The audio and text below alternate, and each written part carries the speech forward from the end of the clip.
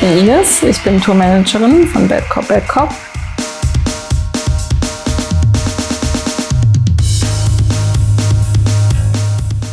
Zu Bad Cop, Bad Cop, deren Tourmanagerin ich bin ich gekommen, weil ich sie in Las Vegas auf einem Festival einfach angequatscht habe.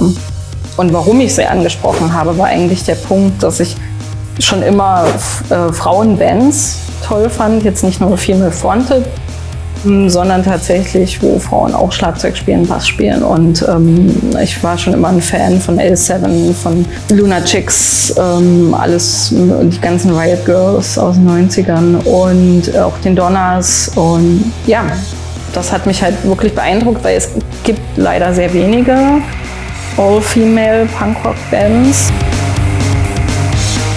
Dass es sehr wenig Frauen in allen Berufen des Musikbusiness gibt, ist, glaube ich, jetzt nicht nur auf den Punkrock. Das zieht sich einfach durch, das Musikbusiness. Beim Punkrock finde ich es halt besonders schade, weil das ja eigentlich ein Genre ist, was damit hausieren geht, dass es empowering ist, dass es um Gleichberechtigung geht, dass es um Aufbrechen von Rollenbildern und gesellschaftlichen Normen geht und dort sich sowas auch immer wieder reproduziert, leider.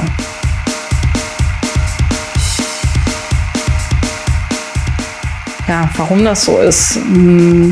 Ich glaube, es fehlen sehr oft Rollenvorbilder, weibliche. Wir merken das, wenn wir auf Tour sind, oft, und das ist wirklich wunderschön, wenn gerade junge Mädchen auf Tour, auf Konzerte kommen und dann zum Merch kommen und irgendwie ein Autogramm wollen und dann erzählen, dass sie auch Schlagzeug spielen oder sowas. Also das ist, glaube ich, ein ganz wichtiger Punkt. Weibliche Musiker, die gibt es, aber die brauchen auch eine Bühne. So, also das ist einfach ein Zusammenspiel von Promotern, von Clubs, von Festivals, ganz klar. Also Festivalbühnen sind einfach so männerdominiert und die sich auch getrauen müssen. Was heißt getrauen müssen? Also eigentlich nicht getrauen müssen, weil es gibt die weiblichen Bands oder Bands mit weiblichen Mitgliedern, die auf einem Niveau spielen, dass sie Headliner oder Co-Headliner sein können. Ich habe es mit Bad Cop ja auch erlebt. Da ist eine amerikanische Band, die 2 erfolgreiche Alben rausgebracht hat und locker mehrere hundert Leute von der Festivalbühne zieht, auch an einem Nachmittag, an einem Freitagnachmittag, und trotzdem wird man irgendwie vor den Local Support gesetzt. So, ja, und das ist etwas, damit gehen wir sehr professionell um. Und die Band spielt vor 20 Leuten genauso hardcore wie vor 3000. Aber es ist ärgerlich, weil es ist unnötig und das, glaube ich, hat nicht nur was mit Mut von Promoterseite zu tun, sondern auch mit Respekt den Künstlerinnen gegenüber. So, und das spricht jetzt nicht nur für Bad Cop, Bad Cop, sondern für alle Bands, die divers sind.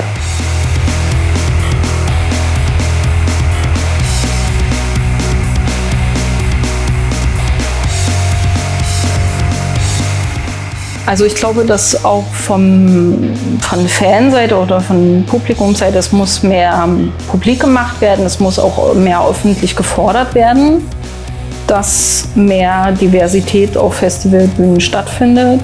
Man kann sowas schlecht in Quoten setzen, aber wenn alle einfach auch sich bewusst werden, dass es wichtig ist, für eine pluralistische Gesellschaft dort auch mehr Diversität auf Bühnen zu holen. Und dann mutig sein und einfach mal eine reine Frauenband vorne ranzusetzen. Oben auf den Flyer, nicht ganz unten.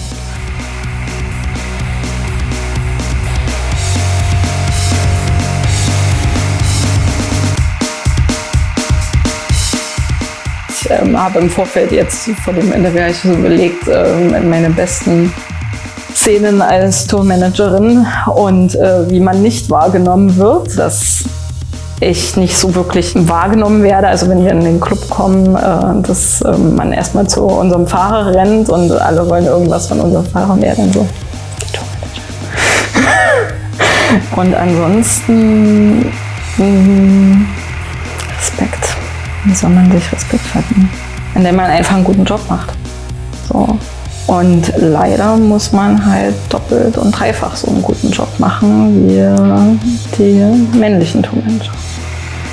Also auf jeden Fall, glaube ich, das Wichtigste im Tourmanagement ist, sich selbst komplett zurückzunehmen. Also meine Bedürfnisse sind auf Tour völlig irrelevant. Das ist vielleicht höchstens was wir einen Tag frei haben und ich dann mal sagen kann, ey, heute schlafe ich mal lang und möchte mal irgendwie mir Architektur angucken oder so.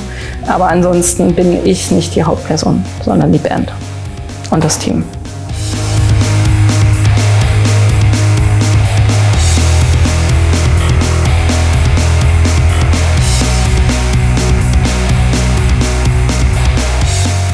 Dieses Zusammentouren ist natürlich sehr viel Zeit, die man miteinander verbringt und nicht nur arbeitet, weil es ist in erster Linie auch Arbeit, sondern auch Zeit hat, um Gedanken auszutauschen, Erfahrungen auszutauschen, Dinge zu besprechen, den anderen kennenzulernen und über die Musikgrenzen hinaus mehr über die Person zu erfahren. Und ich glaube, was uns in den letzten 2 Jahren, seitdem ich auch Tourmanagerin bin, und wir in unserem Team mit Tom, unserem Fahrer, fest zusammen sind, ist Vertrauen. Also, dass ich jedem Einzelnen dieses Teams blind vertraue und die mir vertrauen. Ja, und das ist einfach super.